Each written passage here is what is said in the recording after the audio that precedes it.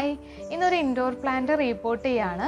അപ്പോൾ indoor plant report ചെയ്യുമ്പോൾ അതിന് എടുക്കേണ്ട പോട്ടി മിക്സ് എന്തൊക്കെയാണ് എന്നൊക്കെയാണ് ഇന്നത്തെ വീഡിയോയിൽ പറയുന്നത്. ഈ ഒരു പ്ലാന്റാണ് ഞാൻ റീപോർട്ട് ചെയ്യാനായിട്ട് എടുക്കുന്നത്. ഫിലോഡൻഡ്രൻ ഫാറ്റ് ബോയ് എന്നാണ് ഈ പ്ലാന്റിൻ്റെ പേര്. അപ്പോൾ ഇത് ഈ ചട്ടിയിൽ നടുന്ന സമയത്ത് ഇതൊരു ചെറിയ ഒരു തൈയായിരുന്നു, ഒത്തിരി ചെറിയൊരു തൈയായിരുന്നു.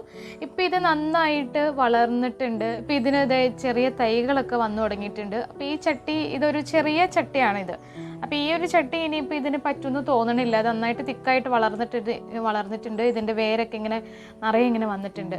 അപ്പോൾ അതുകൊണ്ട് ഞാൻ ഈ പ്ലാന്റ് ഒന്ന് റീപോർട്ട് ചെയ്യാമെന്ന് വിചാരിച്ചു. അപ്പോൾ ഞാൻ റീപോർട്ട് ചെയ്യാനായിട്ട് എടുക്കുന്ന പോട്ട് എന്ന് പറഞ്ഞിട്ടുണ്ടെങ്കിൽ ഈ ഒരു പോട്ടാണ് ഞാൻ എടുക്കുന്നത്. ഇത് ഇപ്പോൾ നമ്മൾ റീപോർട്ട് ചെയ്യുമ്പോൾ എപ്പോഴും നമ്മുടെ ചെടി ഇരിക്കുന്ന ആ ഒരു പോട്ടിനേക്കാളും ഒരു സൈസെങ്കിലും കൂടുതലുള്ള സൈസ് വേണം പോട്ട് എടുക്കാനായിട്ട്. അപ്പോൾ ഇത് അത്യാവശ്യം വലിയൊരു പോട്ടാണ്. ഞാനൊരു പ്ലാസ്റ്റിക്കിൻ്റെ പോട്ടാണ് എടുത്തിട്ടുള്ളത്. ഇൻഡോർ പ്ലാന്റ് വെക്കുമ്പോൾ എപ്പോഴും കുറച്ച് നല്ല കാണാൻ ഭംഗിയുള്ള സെറാമിക് പോട്ടൊക്കെ എടുക്കുകയാണെങ്കിൽ കുറച്ചുകൂടി ഭംഗിയുണ്ടാവും. അപ്പോൾ എൻ്റെ കയ്യിൽ സെറാമിക് പോട്ട് ഉണ്ടായിരുന്നില്ല. പക്ഷേ ഇത് നല്ല വെർജിൻ പ്ലാസ്റ്റിക് ആണ്, നല്ല ക്വാളിറ്റിയുള്ള പോട്ടാണ് ഞാൻ എടുത്തിട്ടുള്ളത്.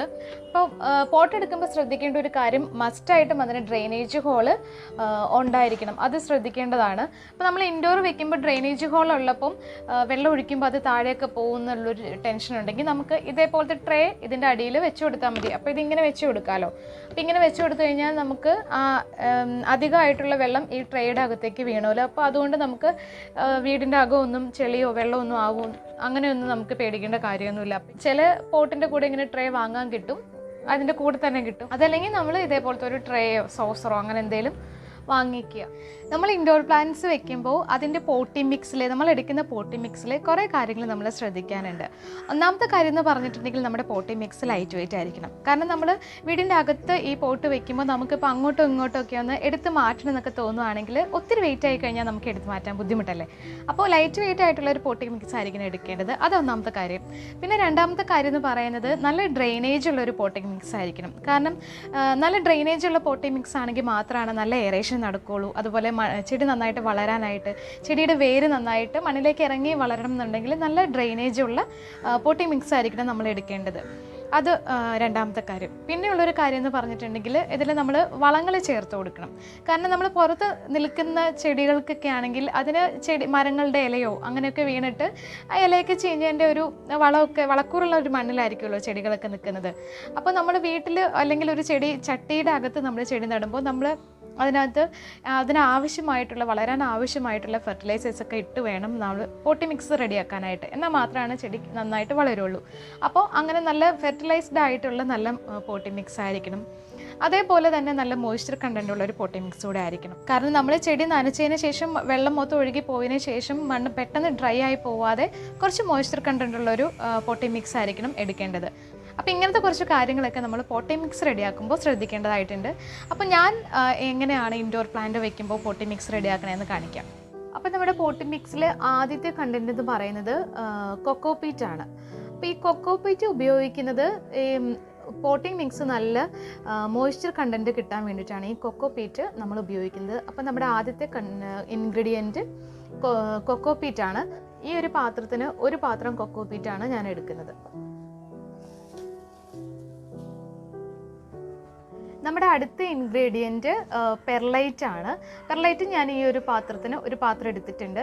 ഈ പെർലൈറ്റ് നല്ല ലൈറ്റ് വെയിറ്റ് ആയിട്ടുള്ള ഒരു സാധനമാണ്. നമ്മൾ നല്ല ഡ്രെയിനേജ് കിട്ടാൻ വേണ്ടിയിട്ട്, പോട്ടി മിക്സിന് നല്ല ഡ്രെയിനേജ് കിട്ടാൻ വേണ്ടിയിട്ടാണ് ഈ പെർലൈറ്റ് നമ്മൾ ഉപയോഗിക്കുന്നത്.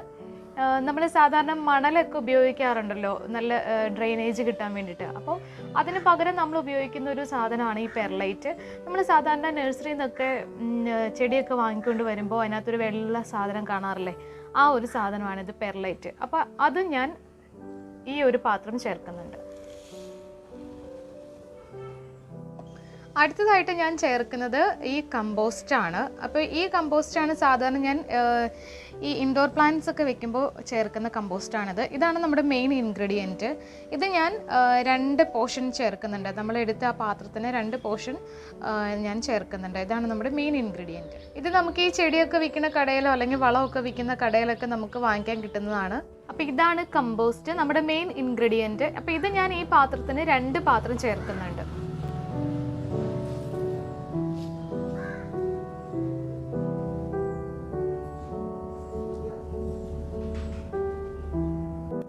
അടുത്തതായിട്ട് ഞാൻ ചേർക്കുന്നത് ഈ ഒരു ഫെർട്ടിലൈസറാണ്. ഇത് ഒരു പ്ലാന്റ് ഫുഡാണിത്. അപ്പോൾ നമ്മൾ സാധാരണ ഫെർട്ടിലൈസറായിട്ട് ചാണകപ്പൊടിയോ വേപ്പിൻ പിണ്ണാക്കോ കടലപ്പിണ്ണാക്കോ അങ്ങനെയെല്ലാം ചേർക്കാറുണ്ട്. പക്ഷേ ഇൻഡോർ നമ്മൾ വീടിൻ്റെ അകത്ത് വെക്കുന്നതായതുകൊണ്ട് ഈ ചാണകപ്പൊടിയൊന്നും അതിനകത്ത് ചേർക്കണ്ടെന്ന് വിചാരിച്ചിട്ടാണ് ഞാൻ ഈ പ്ലാന്റ് ഫുഡ് ചേർക്കുന്നത്. ഇത് സാധാരണ നമ്മൾ വെള്ളത്തിൽ ഡയലൂട്ട് ചെയ്ത് ഒഴിച്ചു കൊടുക്കുന്ന പ്ലാന്റ് ഫുഡാണ്. അപ്പോൾ ഇത് ഞാൻ ഇൻഡോർ പ്ലാന്റ്സിനൊക്കെ കൊടുക്കുന്നതാണ്. ഓർഗാനിക്കാണിത്. അപ്പോൾ ഈ ഒരു പ്ലാന്റ് ഫുഡും ഞാൻ ഇതിലേക്ക് ഇട്ട് കൊടുക്കുന്നുണ്ട്. അപ്പോൾ ഇത് ഒരുപാടൊന്നും ഇട്ട് കൊടുക്കേണ്ട കാര്യമില്ല. ഒരു ഇത്രയൊക്കെ ഇട്ട് കൊടുത്താൽ, ഒരു സ്പൂൺ 3/4 സ്പൂണൊക്കെ ഇട്ട് കൊടുത്താൽ മതിയായിരിക്കും. അപ്പോൾ അതും ഞാൻ ഇട്ട് കൊടുക്കുന്നുണ്ട്. ഇനി നമുക്കിതെല്ലാം കൂടെ നന്നായിട്ടൊന്ന് മിക്സ് ചെയ്തെടുക്കാം.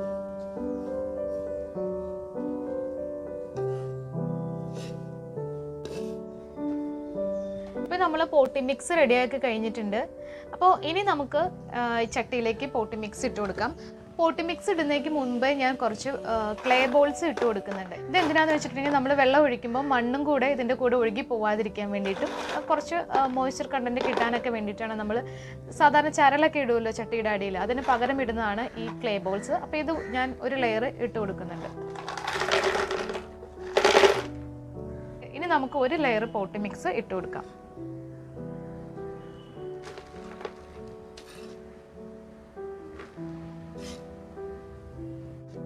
അപ്പോൾ നമ്മൾ ഒരു ലെയർ പോട്ടി മിക്സ് ഇട്ട് കൊടുത്തിട്ടുണ്ട്. ഇനി നമുക്ക് ചെടി ഇതിനകത്തേക്ക് വെക്കാം.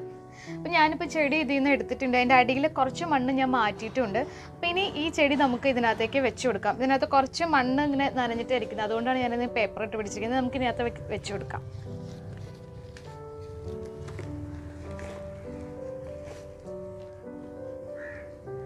ഇപ്പോൾ ചെടി ഞാൻ ഇതിനകത്തേക്ക് വെച്ചിട്ടുണ്ട്. ഇനി ബാക്കി പോട്ടി മിക്സ് കൂടെ നമുക്ക് ഇതിനകത്തേക്ക് ഇട്ട് കൊടുക്കാം.